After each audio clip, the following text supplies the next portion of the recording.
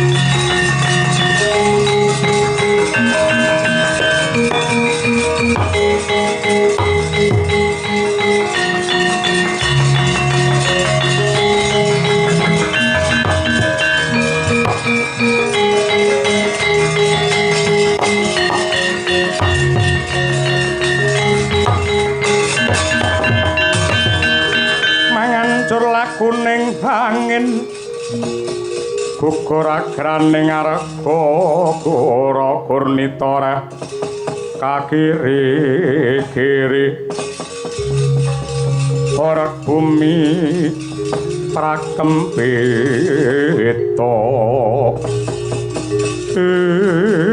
kacarita anenggih narendraning para Gandharwa ing Indraprastha Sang Prabu Jim Yudhistira jibeg-bebeke ngalih kaya pantok pepuntoning tekad bingung bilunglungan karena mulat para kadang ingkang wis sirna tanpa tilas katrajang kridane Pandhawa pramila sigra tingkem netra kekalih samadhi maladining matek aji triwikrama mangkono dadya buta sak gunung rong gunung telung gunung gawe giris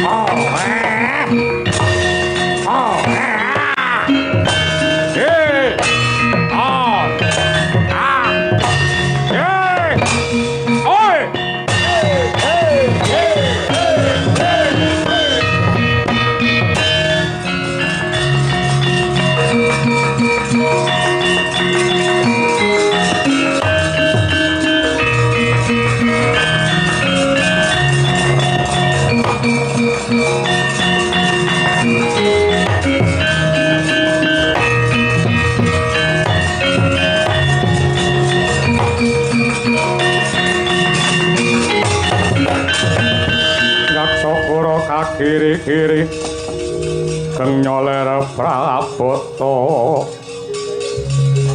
abang kaula agar ladala Raden Puntadewa sebabe apa kowe ora gelem rawasa karo aku kowe wegah tetandingan karo aku dasarmu apa mongko yen kowe bisa ngasorake kridaku negara Ngindraprastha sautuhe bakal ndak pasrahake marang sliramu sing gedhe pangapuramu Sang Prabu tumraping Puntadewa ngalahke wong liya kuwi luwih gampang tinimbang ngalahke nepsune dhewe sedyaku mung gayuh katentreman sarta kamulyaning bebrayan ora nedya memungsuhan apa meneh gawe pepati Setane kowe babat alas arep golek mulya, golek sugih, golek pangkat. Kanthi kowe sugih bondo kowe bakal tumindak sak karepmu dhewe. Yen kowe duwe pangkat kowe bakal benerke sing luput, ngluputke sing bener, nginger marang jejeke ngadil sing kok buru mung klimising lambemu, mlenduke wetengmu, mulyane golonganmu. Luput kang dadi pandhapamu. Ciptaning Puntadewa sakadang amung mligi mujudake kerukunan sarta katentreman tumrape sagung tumuwuh.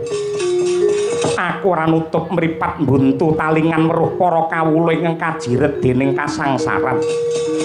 Mula luwih becik Puntadewa lebur tumpur tanpa dadi.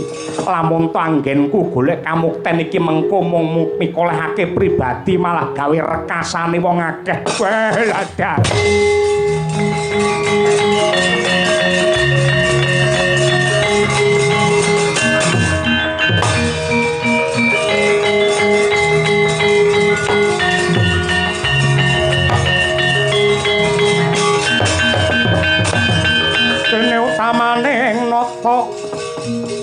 Berebut dibawa leksana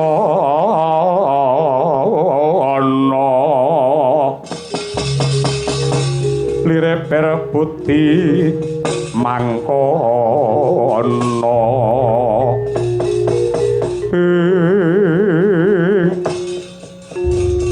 Raden Puntadewa dadi ratu mono beda kelawan para kawula yen kawula wenang ukur karo uripe dhewe nanging lamun ta ratu mono menungsa ingkang sinampiran pakaryan ngatur kendho kencenging pranatan butek beninging swasana praja kuwi dadi tanggung jawabe ratu Purhanana Raden negara Indraprastha utawa Ngamarta iki negara ingkang jembar dumadi saka pulo sewu ingkang bebanjaran sarta dumadi saka pirang-pirang golongan suku bangsa agama adat lan budaya dadi ora gampang ngendhaleni sarta nata marang negara iki banjur upamane Raden Puntadewa jinejer mangka dadi ratu apa sing bakal nduk tindakake Raden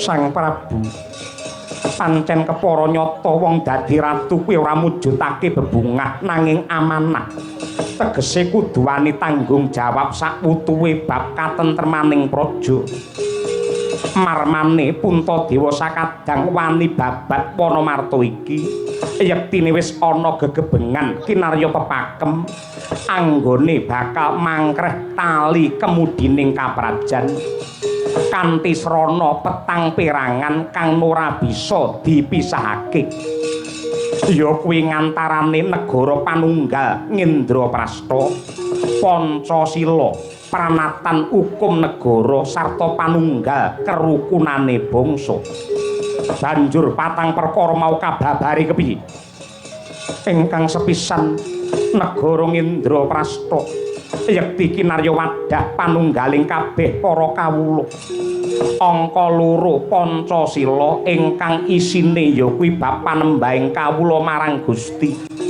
ngrembakake rasa welas asih lan rasa kamanungsan nggedhekake rasa panunggal ngrampungake perkara kanthi gaman kawicaksanan satemah adil kang warata bisa mawujud tumraping para kawula dening kang angka 3 ya kuwi pranatan hukum praja kanggo jejeking adil lan bebener minangka srana tentreming negara ingkang pungkasan angka 4 panunggal kerukunane bangsa nadyanto beda agama budaya golongan suku bangsa yekti mimbuhi kuncaraning praja lamun ta ing sesrawungan tansah ngurmati lan ngajeni marang pepadaning titah kanthi samat sinamadan daya dinayan sahayek saeka kapti sarta anjiwa dadi sajuga nunggal bangsa nunggal basa nunggal negara